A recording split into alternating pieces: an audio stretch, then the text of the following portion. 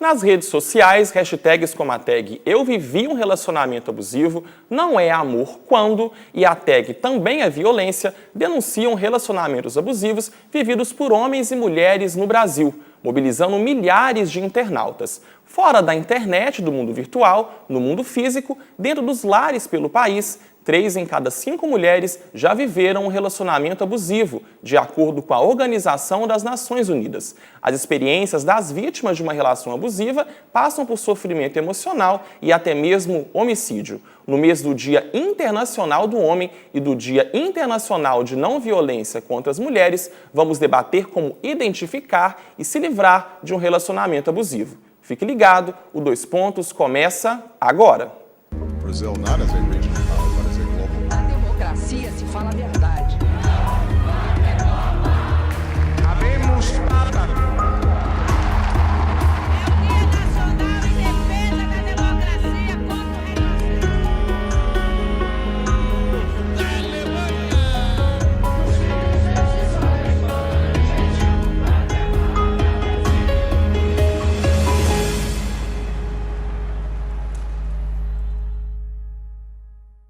Olá, seja bem-vindo ao Dois Pontos deste mês. O nosso tema hoje é relacionamento abusivo. Aqui no nosso estúdio, 2 pesquisadores da UFMG, a professora da Faculdade de Direito da Universidade, Daniela Marques, e o doutor em Psicologia, Felipe Latânzio. Muito obrigado pela presença aos dois. Para a gente começar, professora Daniela, o que é um relacionamento abusivo? O direito, geralmente, tem uma perspectiva bem direcionada, bem restrita do que seria um relacionamento abusivo na Lei Maria da Penha, né, a Lei 11.340 de 2006, em que põe ali alguns requisitos em que a mulher que seria vítima desse tipo de relacionamento, ela poderia sofrer a violência no sentido lato, desde a violência psicológica, moral, física, sexual ou patrimonial, seja na unidade doméstica, seja na unidade familiar, seja no relacionamento amoroso propriamente dito, haja a convivialidade ou não, tenha convivido ou não com a pessoa responsável aí pela prática desses atos violentos, desses atos ameaçadores, constrangedores. No entanto, há uma frase do Menotti Del Pique em que ele fala que muitas vezes o amor, as expressões do amor, elas assumem a forma da pessoa que amam. Então, se há uma certa luminosidade, uma certa clareza na pessoa, muitas vezes a maneira dela se relacionar vai ser assim. E muitas vezes há uma escolha pelo mal, uma escolha pela violência, uma escolha talvez fundada num passado mais ou menos traumático ou não, e a pessoa também expressa dessa mesma forma a sua maneira de conviver com o outro, a não ser que ela encontre, numa possível mudança, um caminho de damasco pessoal que possa levá-la a ter um outro trajeto. Então, muitas vezes, o direito, que é um todo tão prescritivo, ele se vale de outros campos de conhecimento, seja a história, a literatura, a filosofia, para poder, para poder especificar o que seria o relacionamento abusivo, que é muito mais exemplificativo do que propriamente conceitual. E na perspectiva da psicologia, Felipe, o que a gente pode entender e caracterizar como um relacionamento abusivo? Bem, eu considero que um relacionamento abusivo seja quando uma das partes do relacionamento é subjugada, é violentada e ela perde a possibilidade de poder expressar o seu desejo nesse relacionamento, né? Então, só que a grande questão quando a gente pensa no relacionamento abusivo, que é muito fácil a gente identificar uma violência física, coisas mais palpáveis, né? E aí, no relacionamento abusivo, muitas vezes a violência é difícil de perceber, ela não é palpável, né? Ela acontece nas micro-relações, no controle que começa pequeno e vai aumentando, e quando a pessoa, né, de repente ela está presa, né, num relacionamento ali que ela já não consegue mais colocar aquilo que ela deseja, que ela vive em função do outro, né, e isso via vários tipos de violência. Quando a Daniela está falando da Lei Maria da Penha, é interessante porque a Lei Maria da Penha tipifica outros tipos de violência, né, que não a violência física, e nos ajuda a pensar como que, né, acontece às vezes da pessoa estar numa situação de sofrer violências extremas sem nunca ter passado por violência física, né? Isso é muito comum para a gente identificar um relacionamento abusivo. Claro que, né, quando há a presença de violência física, também a gente pode dizer que é um relacionamento abusivo. Mas o mais interessante, eu acho, é a gente conseguir perceber como que os relacionamentos podem ser abusivos, mesmo que não se chegue na violência física, né? Agora, os conflitos entre um casal, as discussões, elas costumam, infelizmente, serem comuns entre um casal, né? Há uma discussão, um desentendimento, há uma chateação, um pesar com o outro. Como que a pessoa que está assistindo ela pode saber identificar e diferenciar, Felipe? Isso aqui é uma discussão convencional, é um desentendimento, é um ajuste entre duas pessoas com culturas distintas e não, eu estou vivendo um relacionamento abusivo. Eu acho que todos os relacionamentos exigem negociação e é muito comum que aconteçam conflitos, não apenas comum, como é positivo, né? A existência de conflitos num relacionamento. Eu acho que quando é um relacionamento não abusivo, vamos chamar assim, os conflitos, eles são uma tentativa de ambos, né, colocarem aquilo que desejam e chegar no meio termo, de conseguir ser feita uma negociação, né? Tem ali a presença do desejo de ambos e o conflito se dá mais ou menos num panorama de algo mais leve, né? Eu acho que a ideia da leveza ajuda a gente a se aproximar do que não seria abusivo. No relacionamento abusivo, os conflitos vão adquirindo contornos pesados, né? Uma das partes, ela não consegue dizer do seu desejo, ela se cala e se submete ao desejo do outro, e isso de uma forma que a pessoa vai perdendo as possibilidades de ser ela mesma, né?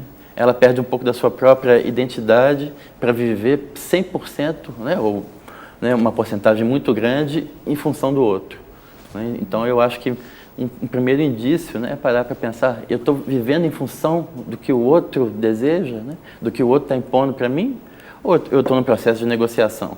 Né? É claro que nos relacionamentos, né, é comum que em algum ponto uma pessoa ceda mais, no outro outra ceda mais, né? E essas negociações são normais e eu diria saudáveis, né? Porque não existem pessoas iguais. Mas quando uma das pessoas é silenciada, né, na sua identidade, no seu desejo, quando ela é submetida ao controle do outro, né, nos seus atos, né, com quem que vai sair, o que pode fazer, o que não pode, né? Aí a coisa começa, as decisões de um casal, quando, né, sempre são para atender uma das partes, aí são indícios de que está, né, acontecendo algo ali de não saudável na relação.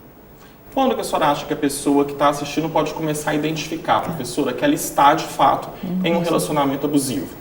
Eu acho que há uma distinção, né, como o Felipe falou, muito clara entre um momento de infelicidade momentâneo, esporádico, num relacionamento afetivo entre as pessoas, e um longo processo, um longo caminhar, muitas vezes, de destruição do outro. Há um livro da Ethel Emidel, né, uma romancista que era a romancista preferida do Joyce, que ela fala que a chave da casa da felicidade é o amor. E o amor, muitas vezes, ele tem uma perspectiva positiva e negativa, né? A positiva é que o amor, ele, muitas vezes banalizado, ele implica numa, como que eu vou dizer, num aumento das potencialidades da pessoa, numa não destruição do eu, né, numa confirmação de que aquela pessoa é uma pessoa plena, livre e capaz. E muitas vezes a face negativa do amor, se é que se pode falar assim, ela vem por pequenas renúncias, por pequenos sacrifícios, ou por grandes renúncias e grandes sacrifícios que a pessoa faz em nome do outro, né? Esse talvez seja o amor saudável, que muitas vezes ele é esquecido. O que acontece muitas vezes no relacionamento abusivo? Eu acho que a principal bandeira vermelha, o principal signo de abuso é a formação de um vínculo de uma maneira muito intensa e muito rápida, sem conhecimento da pessoa. Muitas vezes a questão dessa intensa liberdade sexual, né, que quase sempre é esquecida do campo da responsabilidade, das escolhas, elas vêm com uma formação de um vínculo que é quase que uma lavagem cerebral à semelhança das seitas religiosas, né, o love bomb, essa bomba de amor, em que muitas vezes aquela pessoa se apresenta como uma outra predestinada. É muito fruto de uma concepção extremamente romântica e falseada do amor, né? Esse seria o primeiro papel. E o segundo, que mostra que o relacionamento é abusivo é o afastamento daquela pessoa que vai ser vítima de um relacionamento abusivo da rede de referências dela, da rede de relacionamentos interpessoais, um isolamento progressivo, às vezes quase que imperceptível, tirando a pessoa de tudo que é válido para ela. Relacionamento com a família, relacionamento com o amigo, relacionamento profissional, porque o primeiro passo para o exercício da violência é o controle, mas o primeiro passo do controle é o isolamento. Se eu não posso validar o meu sentimento, se eu não posso discutir o meu sentimento, se eu não posso pensar com todas aquelas pessoas que me foram valiosas em um determinado momento, então esse é um dos indícios mais reveladores de que aquele relacionamento vai ser abusivo. E como que você acha, Felipe? Porque a expressão relacionamento, né, a palavra relacionamento quer dizer de duas pessoas que se relacionam. O que vai diferenciar é a palavra abuso, que vai caracterizar um relacionamento abusivo. O que seria o abuso mais comum, ou os tipos de abuso mais comuns em um relacionamento abusivo, para a pessoa conseguir perceber? Eu acho que sempre começa com algum tipo de controle sobre o outro, né? Isso que a Daniela estava falando no isolamento social é muito comum e muitas vezes isso vem travestido de uma idealização do amor. Por exemplo, um sujeito que chega para a mulher e fala: não vai lá encontrar suas amigas não, para ficar só eu e você aqui hoje, né? E no primeiro momento a pessoa acha que, ó, que bacana, né? Ele está querendo ficar só comigo, e aí, mas isso vai se repetindo, e aí o sujeito vai cortando os vínculos, corta os vínculos da pessoa com a família, corta com os amigos, e aí começa a ficar aquela coisa ensimesmada de uma relação de casal, mas de um jeito que vai começando a surgir um certo estranhamento, né? Às vezes a pessoa não consegue nem nomear, né, o que está acontecendo, né? Ela vai perdendo os vínculos de amizade, até mesmo os vínculos de trabalho, os vínculos de família, né?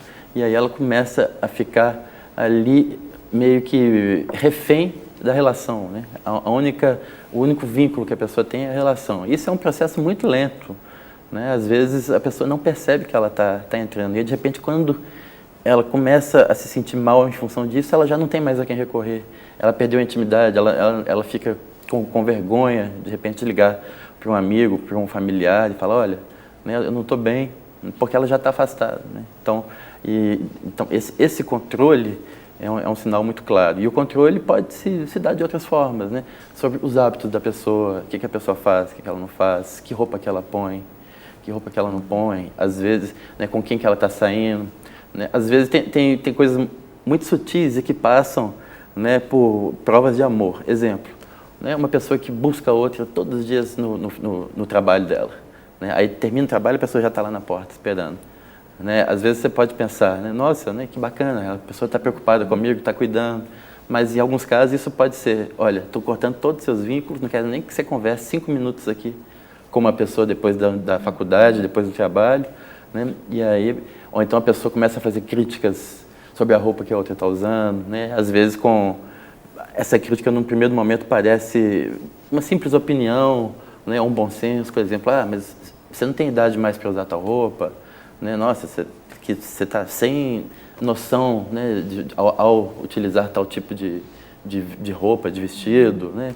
E aí a pessoa vai, né, quando ela vê, ela está controlada pelo outro.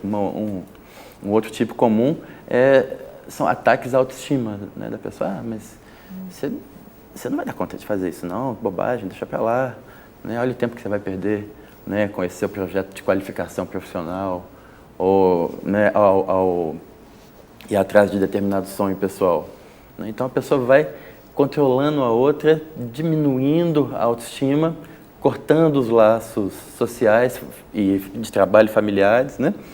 E a coisa vai acontecendo devagar, né? E a pessoa não... Como não são coisas palpáveis, a pessoa, ela sente que a vida dela está ruim, que aquilo ali não está tão bom, mas ela, ao mesmo tempo, não sabe nomear se é o relacionamento, se é ela, né? E é uma coisa muito confusa. Então, as pessoas que estão em relacionamentos abusivos normalmente demoram muito para perceber, se é que percebe, né? Às vezes, quem está em volta tem um estranhamento, né? O jeito que a pessoa fala, né, que uma pessoa fala com a outra, o jeito que trata, né, o medo que a pessoa tem do que o parceiro ou a parceira vai pensar, né? Você começa a ver alguns signos assim de que a coisa tá pesada, né? Que um relacionamento que deveria, né, ser um lugar de você poder desenvolver as suas potências, né? Se a gente for pegar, né, esse termo de Nietzsche, assim, né, desenvolver a potência, não, aí começa a ser um relacionamento reativo, né? Algo ensimesmado, fechado, pesado, né? Muito marcado pela culpa, pela ausência de desejo, pelo controle, pela preocupação com o que o outro vai pensar de uma forma exagerada. Agora, a gente vê nessas ações que o Felipe está falando, professora, a gente vive num mundo hoje muito pautado por acesso a redes sociais e também por um acesso constante aos celulares. Em alguns casais, o parceiro tem que dar a senha para o outro, ou ele pega o celular dele e lê uma mensagem, desbloqueia ali e acessa. Esse acesso ao celular do outro, ao e-mail do outro, à rede celular do outro, isso é uma violação da privacidade? Eu penso que sim, né? A não ser que a pessoa queira realmente consentir, mas eu acho muito complicado porque num relacionamento tem que haver um espaço, na verdade, onde os áreas ali da vida elas passem entre o casal, entre as pessoas, né? As pessoas elas não são uma, elas são, na verdade, duas pessoas que por um determinado momento ou por uma vida inteira resolveram percorrer o mesmo caminho, né? Como se fossem ali um compasso de música, um obligato, né? Tem duas melodias que muitas vezes elas são tocadas ao mesmo tempo, elas compõem uma terceira melodia, mas entre elas existe independência. Então, essa concessão de senhas, de acesso à vida virtual da pessoa, de acesso às redes sociais, me parece também algo muito complicado, porque um dos aspectos principais que muitas vezes geram crimes, né, ao longo da história humana é o ciúme. Né, um monstro de olhos verdes. Ao longo da história nós temos vários casos aí rumorosos que culminaram inclusive na morte do parceiro ou da parceira em razão desse excesso de controle que muitas vezes ele é visto como amor, né? O ciúme, ele é muito mais fruto de uma vaidade, de uma insegurança pessoal, de uma tentativa de que o outro pense continuamente sobre ele, do que propriamente uma manifestação de amor ou de desejo. E é algo muito interessante que hoje nós vivemos um tempo de muito imediatismo, né? De um presente contínuo, de uma visão em que eu não tenho passado e que eu posso assumir a identidade que eu quero a qualquer momento, e muitas vezes a identidade ela é restrita a um fragmento, como o nosso próprio conhecimento. O que eu quero dizer é o seguinte, que quando uma pessoa se relaciona com outra, aquela pessoa ela tem um passado, ela tem um histórico, ela tem uma forma como tratou muitas vezes as pessoas com quem ela se relacionou. Então, se uma das pessoas ela tem um vínculo, ela tem um passado de violência, ela tem um passado em que ela passou por vários relacionamentos, em que ela foi o parceiro ou a parceira abusadora, em que muitas vezes ela tem uma visão de menosprezo em relação ao sexo contrário, por exemplo, um homem que sempre fala mal de mulheres, ou uma mulher que muitas vezes é extremamente agressiva e violenta com um homem também, eu já tenho um indício ali de que a pessoa ela vai poder praticar algum ato violento, porque se ela praticou no passado, a tendência é que ela repita esse ato, né? Não naquele primeiro momento do relacionamento amoroso, da formação do vínculo, mas depois, quando estabilizada a situação, ela tende a repetir o mesmo padrão, o mesmo comportamento. É um outro indício extremamente importante. Eu não devo pensar somente no presente, eu devo ver o passado, né? Porque muitas vezes ela revela o que a pessoa é, ele revela o que a pessoa é. E como de forma saudável, Felipe, a pessoa pode falar com o parceiro, não é legal você mexer no meu celular, não é legal você acessar minhas redes sociais. Como que a gente pode tratar isso, resolver de forma mais harmoniosa? Eu acho que o limite, quando é colocado logo de cara, né, assim, no início da relação, quando a coisa começa a acontecer, né, você consegue colocar uma barreira. Olha, né, ok, nós estamos começando, né, uma relação que pode ser, né, uma parte importante, significativa da vida juntos, mas, né, eu tenho minha individualidade, você também tem a sua, né, e essas individualidades vão, né, se cruzar e fazer uma interseção, né, quando a gente pensa na teoria dos conjuntos, né, a interseção no relacionamento é muito grande. Às vezes inclui círculo social, círculo familiar, né, amizades, né, normalmente só o trabalho que não faz tanta interseção, né, e em alguns casos pode até ser que faça. Então é importante colocar esses limites, né? Eu acho que quando eles vêm de forma clara e ao mesmo tempo dando para o outro a segurança que você quer estar ali com ele, né? Se você está com a pessoa é porque você quer, né? É isso que tem que ser colocado num primeiro momento, que às vezes as pessoas têm alguns mitos, né? Que o relacionamento tem que ter uma completude, né? Absoluta, então eu tenho que conhecer tudo do outro.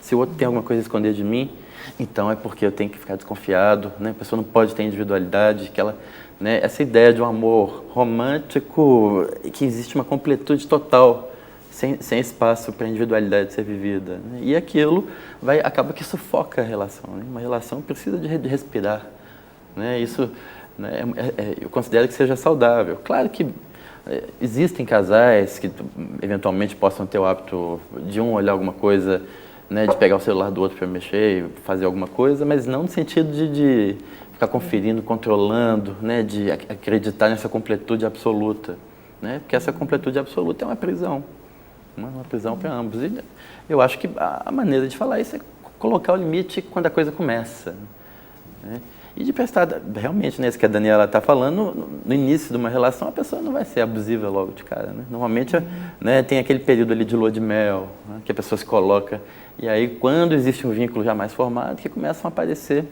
os indícios, normalmente a coisa começa pequena e vai aumentando, de repente, quando a coisa está grande, a pessoa está sem saída, ela não consegue, né, vislumbrar uma forma de interromper aquilo, porque inclusive está dependente da outra emocionalmente, como consequência do relacionamento abusivo, pode ter uma diminuição de autoestima, pode ter alguns quadros até mesmo de depressão, né, leve ou até, né, mais forte mesmo. Então, acho, né, que a maneira é colocar os limites no primeiro momento que isso acontece. Agora, professora, no aspecto legal, digamos que jurídico, a gente encontrou alguns relatos na pesquisa para realizar o programa sobre o relacionamento abusivo, que a Lei da Maria da Penha, né, reconhece violência silenciosa, psicológica, moral e patrimonial. Mas há relatos de que as denúncias de tal tipo de violência não seriam reconhecidas comumente pelos tribunais de justiça, que as pessoas, as mulheres em especial, teriam dificuldade de reconhecer essas violências que não são aquelas físicas. Isso é verdade? Há uma dificuldade para a lei reconhecer tais violências?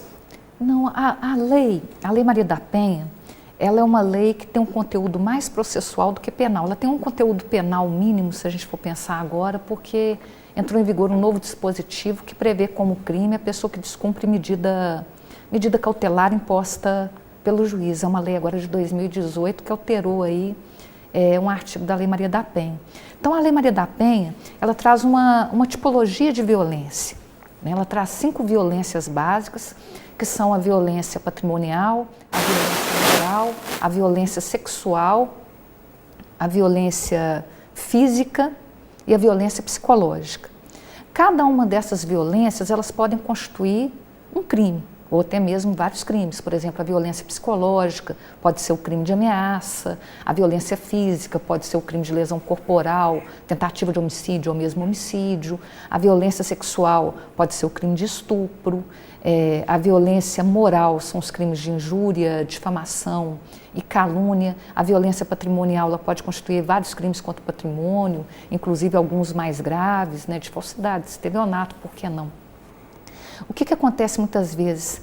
A mulher abusada, né, ou a pessoa abusada, porque a jurisprudência tem estendido também a aplicabilidade da Lei Maria da Penha às mulheres trans, por exemplo, ela tem uma dificuldade muito grande, como já disse o Felipe, de reconhecer que o que houve com ela foi um ato de violência, que o que aconteceu com ela, seja como processo, seja como um incidente isolado, foi um momento de violência. Muitas vezes ela transfere a um momento de infelicidade, a pessoa está passando por um momento de tensão, ele fez isso, mas eu consigo controlar a violência, eu tenho que pensar nos meus filhos, eu tenho que pensar no meu futuro, ele precisa de mim, né? Há uma visão muito de resgate da pessoa que se encontra num momento de turbulência.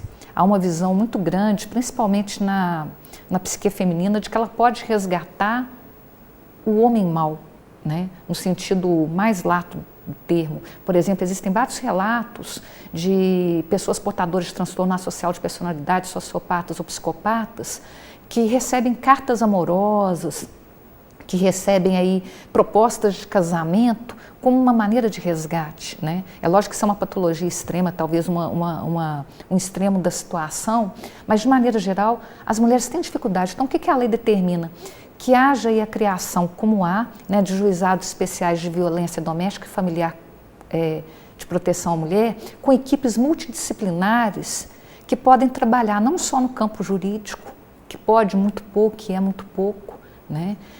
Mas também no campo psicanalítico, no campo psiquiátrico, na questão de apoio, de formação de uma rede de recuperação da identidade daquela pessoa que foi abusada. Porque num determinado momento ela às vezes se vê como uma pessoa forte, mas ela se encontra destruída, né?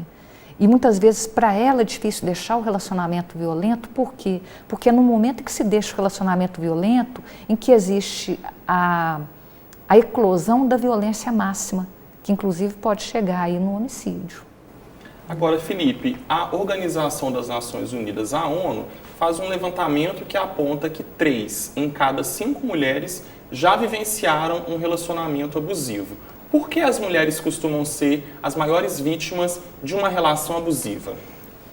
Por causa da construção de gênero, né, que existe na nossa sociedade, né? A nossa sociedade constrói, né, as mulheres para serem mais passivas, né? Assim, não que as mulheres o sejam por natureza, né? Pelo contrário, né? Mas assim, é colocado para a mulher qual que é o lugar que ela deve ocupar, né? Qual que é o papel social que ela deve ocupar diante de um relacionamento, né? Desde né, pensa numa criança, numa menina, né?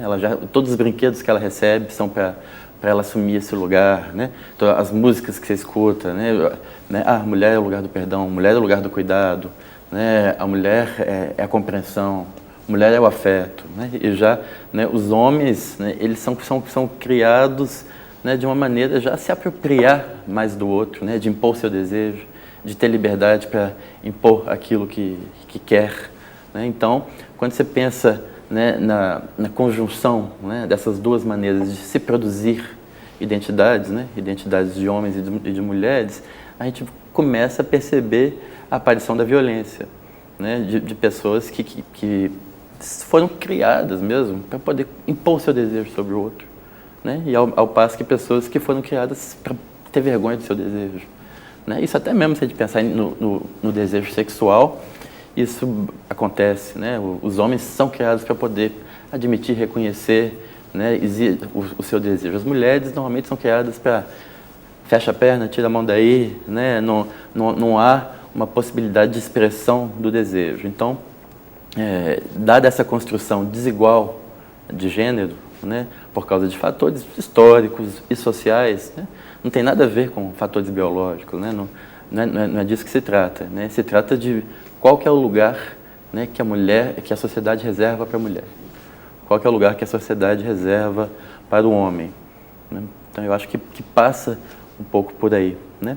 Mas só queria retomar, né, a pergunta anterior, porque é engraçado, né? Os outros tipos de violência que não a física, eles são de difícil reconhecimento tanto para a pessoa que está sofrendo e às vezes até mesmo para quem vai lidar com o caso, né? Sejam operadores jurídicos, operadores da polícia, até mesmo quem está atendendo, né, alguém da psicologia. Então, porque pensa, por exemplo, numa violência psicológica, uma ameaça, né? Quando você pensa numa ameaça, quase nunca ela é assim, olha, eu vou te matar. Ela não é verbalizada. Ela né, vou dar 2 exemplos que eu já trabalhei concretos. A mulher fala para o homem que ela vai sair com a família dela, aí ele tira uma faca e começa a afiar a faca na frente dela. Fala, você tem certeza que você vai sair? Aí, mas ele ameaçou? Né? Para mim, claro que sim. Mas ele vai falar, não ameacei, eu estava afiando minha faca, não falei nada. Né? Se a gente pensar, até mesmo fora dos contextos dos relacionamentos, uma ameaça. Vamos supor que você está devendo, né, você tem uma dívida aí com alguém que vai te ameaçar. A pessoa passa na porta da sua casa dirigindo a 10 km por hora e olhando para você. Depois vai embora. No dia seguinte passa de novo e vai embora. Você vai falar assim, ela me ameaçou, mas fica uma coisa difícil de ser palpável, né? Então, às vezes, quando as mulheres reúnem forças para conseguir fazer uma queixa, né, de outros tipos de violência que não a física que elas vêm sofrendo, às vezes violência sexual dentro do casamento, violências patrimoniais de controle, né, do dinheiro e tal, são coisas que não são tão palpáveis. É comum um fenômeno que é o seguinte: às vezes a pessoa aumenta um pouco a denúncia, não porque a denúncia é falsa, mas porque ela acredita que é a única maneira que ela vai ser escutada, né? Então, é um fenômeno muito comum na Lei Maria da Penha. Assim, a pessoa vai e fala assim: ah, ele falou que vai me matar. Aí você vai ver, às vezes não saiu da boca dele assim: eu vou te matar. Mas ele ameaçou de inúmeras outras formas, né, que fazem a pessoa perdendo a liberdade, né, tem medo do outro, a pessoa, né, se enrijece, ela vai perdendo as relações, vai perdendo a fluidez de poder viver. E é muito comum, a gente tem que ter um ouvido atento, né, porque às vezes a gente chega e fala assim, quando percebe uma coisa: não, mas espera aí, essa história não está batendo 100%, a nossa tendência é desacreditar a pessoa que fez a denúncia ou que procurou ajuda, né? E eu acho que não é o caso. A gente tem que entender que tem um substrato de violência que muitas vezes não é tão palpável, né, que fez a pessoa reunir forças para tentar sair. Às vezes a pessoa, nem a própria pessoa consegue nomear exatamente a violência, como que a coisa foi sendo construída, como que a violência simbólica aparece, a violência psicológica, né, diminuir a autoestima do outro. Às vezes não é simplesmente falar uma injúria, inventar uma mentira. É você ir minando as forças da pessoa no micro, né, nos microatos do dia a dia, do cotidiano. Você vai: ah, mas você não dá conta disso. Ah, mas olha, você não está, né, você vai usar esse vestido com esse corpo. Ah, você acha, né, você não vai conseguir trabalhar com tal coisa. Para quê? Né? E isso vai minando. E eu acho que existe sim uma dificuldade de reconhecimento, mas que não é só dos operadores jurídicos, é da própria pessoa que sofre, que são violências não palpáveis. Então isso é muito interessante e é absolutamente desigual mesmo a repartição entre homens e mulheres, né? Por causa da maneira como homens e mulheres são criados, que papel social é delegado socialmente para homens e mulheres, né? Agora, professor, algumas pessoas questionam, até com base nisso que o Felipe está falando, de uma cultura machista, patriarcal, questionam a existência de leis específicas para o caso das mulheres. Por exemplo, a Lei Maria da Penha e, por exemplo, leis recentes sobre a questão do feminicídio, por exemplo. Por que há especificidades na legislação brasileira e também em outros países do mundo para a situação específica das mulheres em relação a relações violentas e abusivas? Eu concordo em parte com o que o Felipe falou, mas ao mesmo tempo eu acho que é uma situação extremamente complicada hoje, porque fala-se muito, né, no campo do direito, e muitas dessas leis vieram também com base aí na questão do gênero, né? A Lei Maria da Penha é uma que tem a menção expressa ao gênero, a lei do feminicídio tem uma menção expressa ao gênero. Existe uma lei agora sancionada no dia 24 de setembro pelo ministro Dias Toffoli, no exercício da presidência da República, que diz respeito aí a antiga importunação ofensiva ao pudor, que era uma contravenção penal e que agora foi erigida à categoria de crime. Então, fala-se muito numa cultura de estupro, fala-se muito nas políticas de gênero, na história de gênero.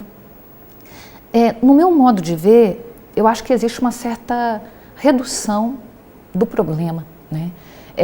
Talvez em razão da experiência, talvez em razão aí de ter lidado com muitos casos em que há a mulher vítima, mas também há a mulher que muitas vezes acusa falsamente homens, né, de prática de violência, muitas vezes em disputas familiares, em vinganças, numa forma de exercício de alienação parental.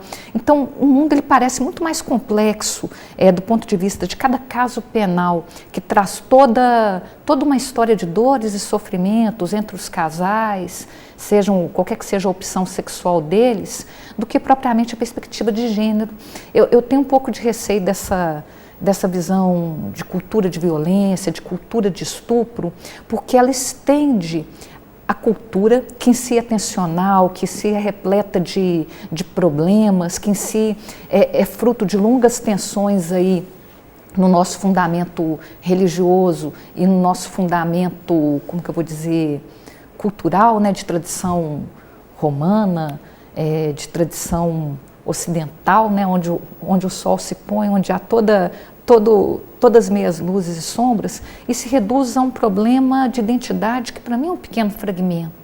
Né? Eu não vejo propriamente essa cultura de estupro, eu não vejo propriamente esse problema de gênero, e acho que muitas vezes nós vivemos numa era de vulnerabilidades. Há um autor, o Daniele Giglioli, que ele fala que hoje nós vivemos o papel das vítimas, e que é confortável ser vítima, né? E que é confortável, por exemplo, eu me pôr como vítima da sociedade machista, da sociedade opressora, porque isso me traz um conforto, me traz um lugar de fala em que eu não posso ser questionado ou questionada, e evita, na verdade, a solução do imenso drama humano, que é baseado principalmente na culpa e nas escolhas pessoais, né? Escolha pessoal, muitas vezes, no cometimento de um crime, culpa muitas vezes no momento do cometimento desse crime, que é um ato individual.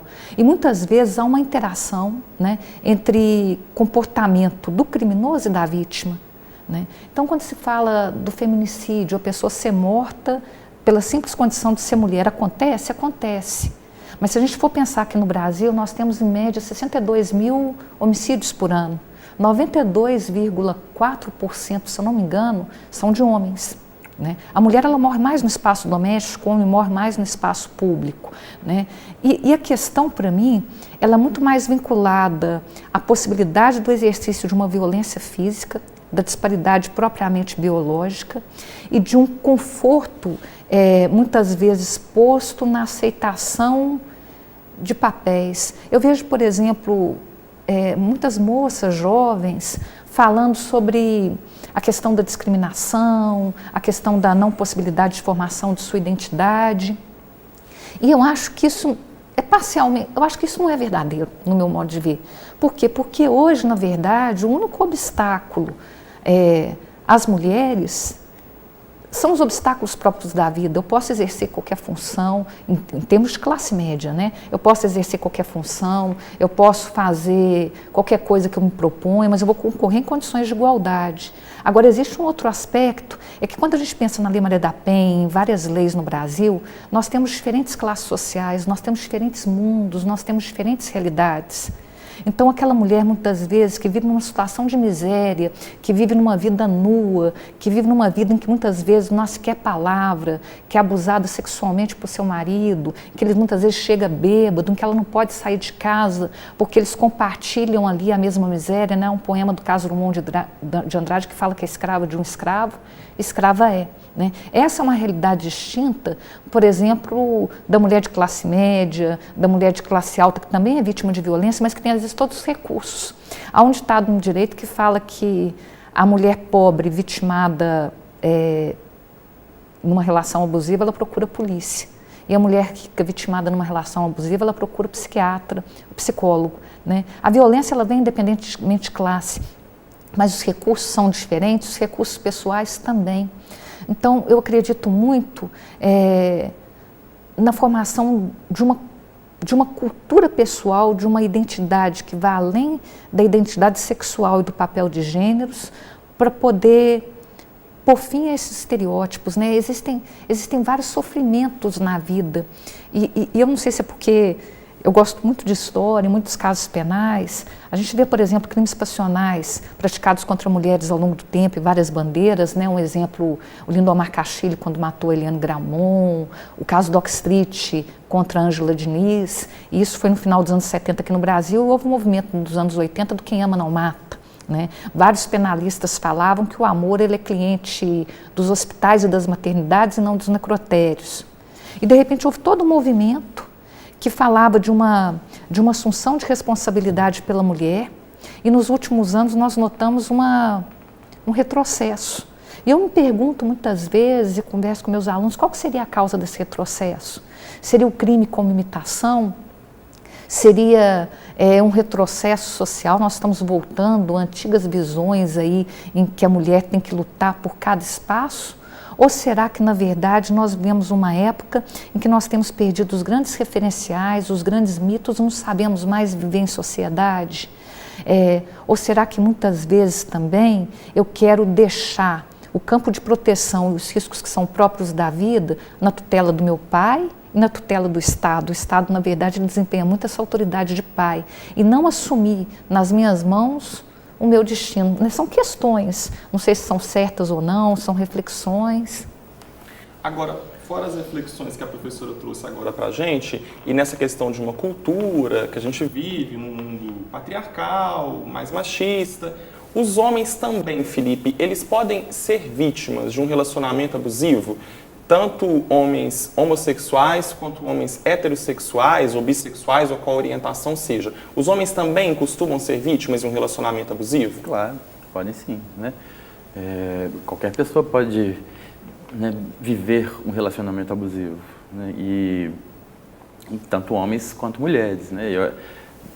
A gente vê estatisticamente, né, por causa dessa construção, né, do lugar da mulher, que é mais comum você ver mulheres sendo vítimas de relacionamentos abusivos, mas homens também podem ser casais homossexuais, sejam, né, de homens ou de mulheres, né, também em casais homossexuais, né, podem acontecer relacionamentos abusivos, né, quando uma das duas partes da relação é silenciada, é subjugada e vive em função do outro, né, do controle do outro, a gente pode, né, dizer que a gente está num relacionamento abusivo.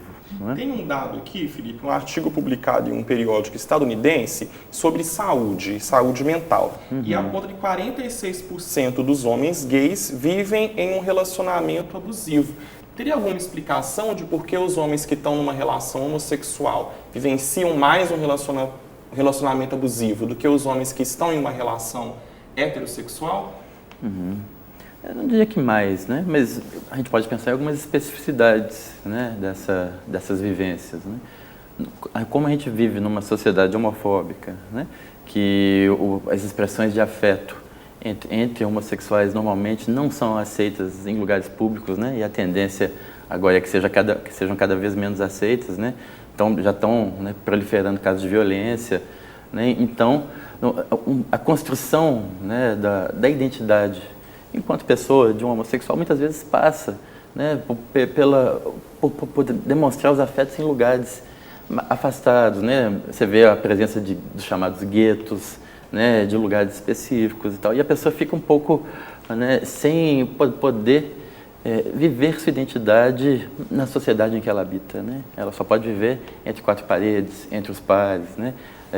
A existência da pessoa muitas vezes é considerada uma ofensa pelas outras. Então, nesse contexto, de repente, quando você entra numa relação, né, algo ali, né, aquela relação, ela pode, não é que sempre é, mas ela pode aparecer como algo que a pessoa se agarra, né, de uma forma, né, já que ela não tem outros espaços de legitimação social do seu ser, né, ela pode se agarrar àquela relação e começar isso se transformar num controle, num ciúme excessivo, né, numa não aceitação da distância do outro, né, isso pode, né, começar a ter uma tendência a relação ficar rígida, né, dada a falta de espaços de legitimidade social da identidade.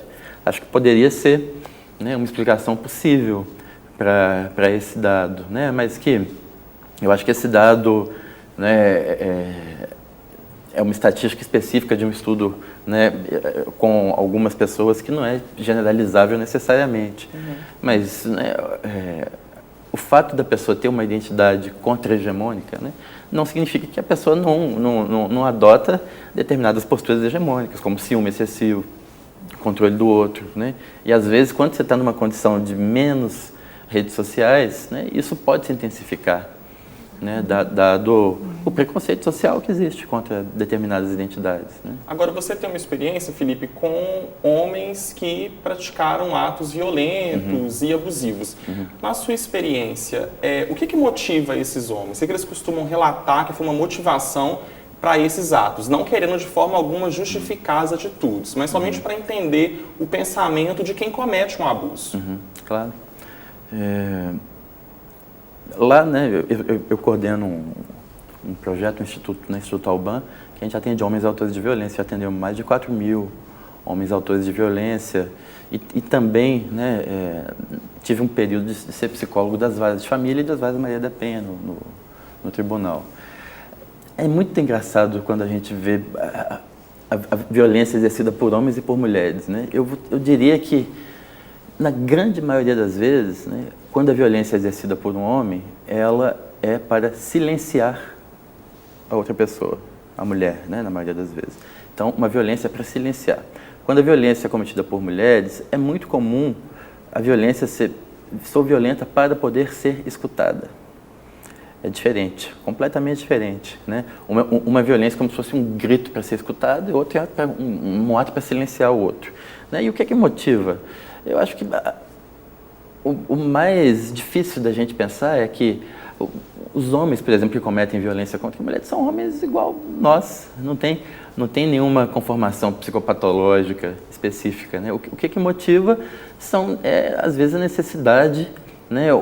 A necessidade no sentido de que a identidade do homem, ela é criada de maneira a subjugar o outro, a controlar, a tomar as decisões, né? O homem, às vezes, não consegue, né, viver numa relação de igualdade de poderes, né? Então, aí, às vezes, para poder manter, né, alguns privilégios, usa-se da violência, né?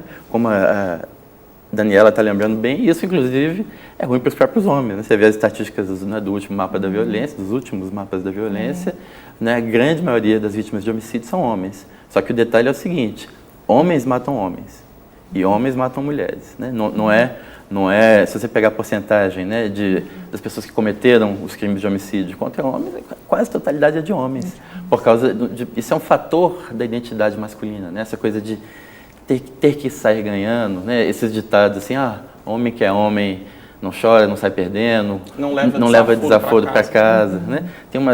Tem uma série de fatores sociais que fazem com que a identidade masculina ela se vincule mais à violência. A maioria das estatísticas ao redor do mundo mostra que para cada crime violento cometido por uma mulher, existem de 5 a 6 crimes violentos cometidos por homens. E contra mulheres e contra os próprios homens. Então, é algo que você vê que a identidade dos homens ela tem uma rigidez, né? Ela precisa, às vezes, para se afirmar, para o sujeito conseguir se sentir homem, ele precisa de exercer o controle sobre o outro, né? E isso faz com que haja uma absoluta disparidade, estou dizendo em termos estatísticos mesmo, né? Você vê as estatísticas de violência contra a mulher no Brasil e no mundo, né? Interfere até no PIB, né, da maioria das nações. A maioria das faltas de mulheres ao trabalho é devido à violência doméstica, né? Então, eu acho que, retomando também uma pergunta anterior, por isso que existem leis específicas, né? Existem leis específicas, né? Quando você vê um fenômeno social, por exemplo, o fenômeno da violência, que se apresenta de forma desigual na sociedade, a lei ela faz uma desigualdade às avessas para poder corrigir esse fenômeno. Então, qual que seria o ideal, se a gente entender o ideal enquanto um ponto no horizonte que se almeja? O ideal, por exemplo, da Lei Maria da Penha é que ela não precise mais existir. Não é uma lei que as mulheres sempre serão, porque naturalmente elas estão predispostas a receber violência. Não é naturalmente. É uma construção social e que precisa de uma medida específica para corrigir. Uma comparação interessante são as ações afirmativas, por exemplo, cotas raciais, né? A ideia de cotas, logicamente, né? No horizonte do nosso país, nós todos queremos, né, chegar num ponto que não precise mais de cotas. Eu acho que seria, né, um ponto comemorável, né? Mas, enquanto esse ponto não chega, ações afirmativas são necessárias para corrigir desigualdades, né? Desigualdades que se apresentam socialmente. E a Lei Maria da Penha é uma dessas ações, né, que para poder trabalhar com a grande quantidade de casos. E ela é uma lei que a grande novidade, vamos dizer assim, da Lei Maria da Penha não é propriamente o aumento da punição, é de ter mecanismos mais rápidos para poder lidar, por exemplo, medidas de distância, de afastamento, porque, né, a gente sabe que, de repente, um processo, né, no Brasil, né, que demora 4, 5, 7 anos para ser finalizado, por causa de uma série de fatores, né? E a pessoa, quando está sofrendo violência, não tem 4, 5, 7 anos, ela precisa de uma ação imediata ali. E antes da Lei Maria da Penha, era muito comum a mulher que prestava uma queixa e ela se colocava em risco ao prestar a queixa, porque nada poderia ser feito para ela ali imediatamente, né? A coisa demorava anos, né? Ia lá para o juizado especial criminal e de repente o sujeito pegava uma prestação de serviço à comunidade, mas o conflito entre o homem e a mulher não era trabalhado, não era resolvido, né? Então, eu acho que a gente tem que pensar, né, como que, às vezes, ações específicas... A ação é desigual? Claro que sim. Claro que sim. Não tem uma lei específica para a violência contra o homem. Isso é desigual. Mas é uma desigualdade que vem para contrabalançar uma outra desigualdade, né? Como se a gente pensar numa balança, a coisa começa a fazer algum sentido. É muito comum que os homens cheguem nos grupos, né? Que o trabalho é feito em forma de grupos, né? Com os homens que se envolveram em atos de violência, né? E eles se queixarem de, por que não tem uma lei João da Penha? Né? Por que isso não existe? Né? É só se olhar para as estatísticas de violência, né? Inclusive, homens são violentos com os próprios homens, né? As estatísticas de homicídio, né? De suicídio, né? Uma série de fatores. Agora, professora, a gente tem algumas hashtags, algumas discussões que as pessoas relatam relacionamentos abusivos. E, em certa medida, acontece que, por vezes, parece que o termo fica um pouco banalizado. Se alguém é acusado de estar propiciando ao outro um relacionamento abusivo e essa acusação é falsa, tem algum mecanismo que a pessoa possa se defender disso, até mesmo na justiça? Tem. Como disse o Felipe, né, grande parte, na verdade, dos atos violentos, né, estatisticamente na justiça penal, a maioria esmagadora são homens.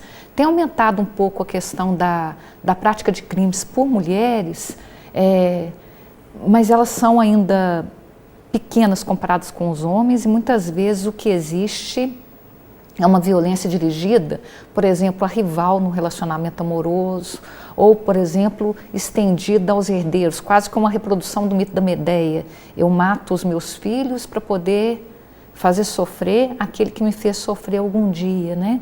Existem alguns crimes aí cometidos por mulheres hoje vinculados ao tráfico de drogas e alguns têm suspeita se o tráfico de drogas praticado por mulheres estaria ali como uma forma de proteger o amante, o companheiro, o marido. Em relação a esse caso específico que diz respeito aí a uma acusação falsa, né, o direito ele tem uma proteção dupla, se é que se pode falar assim, no âmbito de crimes. Existe o crime de calúnia. O crime de calúnia é um crime contra a honra que se dá quando uma pessoa acusa falsamente a outra da prática de um crime, ela sabe que esse fato é falso, né? E existe o crime mais grave que pode dar origem, no caso de uma falsa denunciação por uma situação da Maria da Penha que configure crime, que é o crime de denunciação caluniosa, que é um crime contra a administração da justiça. Independentemente do ânimo da pessoa, eu faço a movimentação de todo o aparelho repressor estatal como uma forma de punir alguém, como uma forma de castigar alguém, ou mesmo, às vezes, para beneficiar alguém. As motivações, elas são as mais diversas. Por exemplo, eu posso dar um álibi para alguém que cometeu um crime mais grave e acusá-lo de um crime menos grave, né? Concordo com o Felipe, pegando aqui só uma intervenção em relação à questão da Lei Maria da Penha, que ela é um horizonte possível, né? Ela trouxe algo que ele falou, eu acho que é muito bom, a visibilidade para um problema invisível, né? A publicidade de um caso ou de casos penais que antes muitas vezes eram silenciados, ou por vergonha, ou por não aceitação da palavra. Mas talvez, será que não seria pensar um pouco além, né, e pensar na Lei Maria da Penha como uma evolução de uma lei de proteção aos vulneráveis, de uma lei de proteção aos mais débeis, né, a vulnerabilidade e a debilidade sendo examinada caso a caso? Estatisticamente seriam as mulheres, mas poderia ser, por exemplo, pessoas num relacionamento homoafetivo, poderiam ser pessoas mais jovens ou mais velhas, até porque o mote da Maria da Penha é a vulnerabilidade. Costuma-se falar em direito que nós vivemos a era das vulnerabilidades, através não de sistemas codificados, mas de estatutos. Então nós temos, por exemplo, a Lei Maria da Penha, o Estatuto da Criança e do Adolescente, o Estatuto do Idoso, né? E a vulnerabilidade é um conceito que faz parte no construto da aplicação da Lei Maria da Penha, construto jurisprudencial, né? A minha reflexão de antes, ela não é compartilhada muitas vezes nem pelos juizados especiais de violência doméstica e familiar, né, a bem da honestidade, nem pelo Superior Tribunal de Justiça, por exemplo. Quando há violência num relacionamento amoroso, num relacionamento afetivo, o STJ, o Superior Tribunal de Justiça, ele presume a vulnerabilidade da mulher, em razão da atrelação dessas leis aos problemas de gênero. Só para poder ficar claro. Agora, é interessante, né? A gente tem que pensar também, né, que eu acho que uma coisa é reconhecer, né, essas hierarquias de gênero, essas desigualdades, né? Mas também assumir o lugar da vitimização 100% também não ajuda. Né? Eu acho que, né, qualquer intervenção possível passa pela responsabilização. Não é que a pessoa é responsável no sentido de culpada pela violência que ela sofreu, de forma alguma. Né? Mas assim, de perceber que para sair dessa situação, a pessoa vai ter que partir da pessoa, né? Então, de uma forma ou de outra, mesmo, né, que seja para pôr um ponto final, para trabalhar a sua própria autoestima que ficou, né, em frangalhos, às vezes depois, né, de um longo relacionamento abusivo. Então, isso é interessante. E outra, né, que a Daniela está falando, uma coisa que eu penso também, a gente também não pode... tem que ter uma medida de jogar na mão, às vezes, do judiciário, da polícia, de resolver problemas, né, que são das relações. Né? Eu acho que tem que ter um limite. Né? Eu acho que é mais interessante que as pessoas consigam resolver suas questões, né, consigam se responsabilizar na saída pelas questões. Então, né, não acho que também a ideia de denunciar, né, qualquer violênciazinha não é por aí. Né? Eu acho que cabe também as pessoas conseguirem, né, quanto menos, né, a pessoa depender de um terceiro para resolver suas questões, melhor. Né? Então, há também, né, no momento, né, atual no mundo, assim, eu acho que é um excesso de demanda para que um terceiro resolva suas questões. Então, tem que ter um limiar, né? Tem que ter uma medida de quando recorrer. E essa medida, só a pessoa que está sofrendo violência que pode dizer. Agora, se ela resolveu denunciar, e uma violência, né, aquelas pessoas que estão ali na escuta daquela denúncia precisam estar sensíveis, né, às dinâmicas de violência que acontecem na nossa sociedade.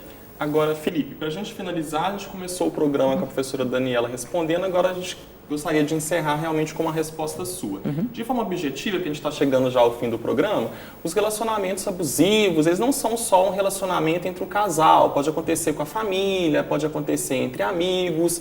Qual que seria a recomendação para as pessoas que estão em uma relação, amigos, familiares, um relacionamento afetivo sexual, para elas lidarem com isso, não na esfera judicial, para elas lidarem na esfera do relacionamento, buscar uma terapia, conversarem. Qual seria a sua recomendação final para quem está assistindo a gente e percebe estar em um relacionamento abusivo? Eu acho que a primeira coisa, né, é se esforçar para perceber a dinâmica de abuso que está acontecendo no relacionamento, que as pessoas tendem a se culpar, né? Ah, nossa, deve ser eu. Então, perceber, não, né, eu estou, né, estou num relacionamento abusivo. Ok, pode ser que eu tenha alguma responsabilidade sobre isso, provavelmente sim. Mas assim, de reconhecer isso e conseguir colocar os limites, e aí quando você vê que não dá para colocar os limites, sair.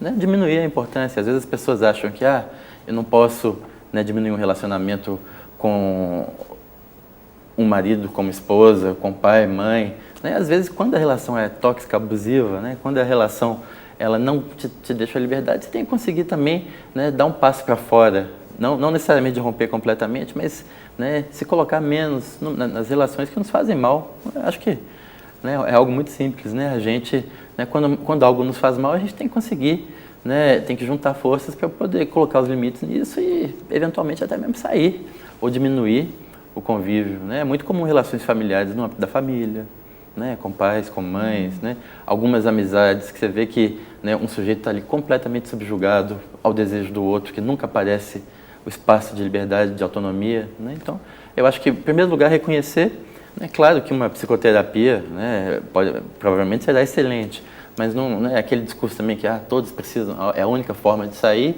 Né? Eu acho que fica um pouco exagerado na medida que não é todo mundo que tem condições de engajar numa psicoterapia. Né? Então, eu acho que, primeiro, reconhecer, né, e tentar sair. E, claro, né, a psicoterapia pode ser um aliado importantíssimo, inclusive, né, para poder recompor determinadas, né, uma certa autoestima, né, para a gente usar esse termo, que a pessoa, às vezes, precisa para conseguir colocar os limites e sair. Então, muito obrigado aos dois pela participação e presença aqui no Dois Pontos. E você que nos acompanha, obrigado pela companhia. Envie críticas e sugestões para o nosso e-mail tvufmg@ufmg.br. Até o próximo mês.